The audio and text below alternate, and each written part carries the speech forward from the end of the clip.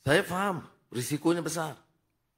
Baru menteri bisikkan kepada saya tentang beberapa pimpinan polis yang terus diugut. Dan kita akan ambil langkah apa yang perlu. Kerana kalau kita terima ugutan, maknanya kita sudah menyerah kepada penjenayah atau pengkhianat. Semalam kita bicara tentang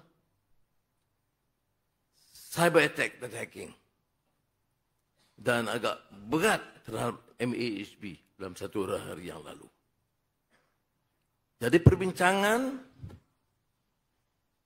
bagaimana menyelesaikan termasuk tuntutan daripada hackers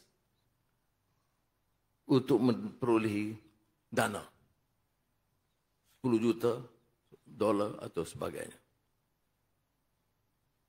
Saya dimaklum. Saya alhamdulillah saudara. Bulan Ramadan. Saya tak tunggu 5 saat. Saya terus jawab no.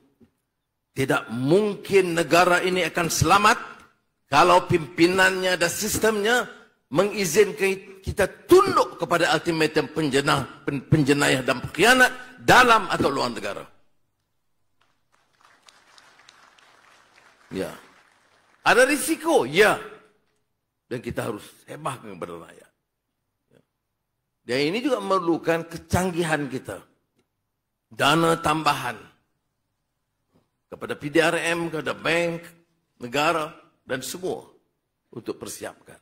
Tetapi itu sikap saya. Dan saya lebih yakin kerana jentera itu nampak bersama kita. Kalau tidak apa makna madani?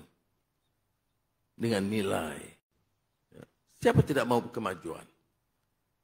Siapa mahu elak daripada gangguan? Tetapi saya nak beri ini sebagai contoh.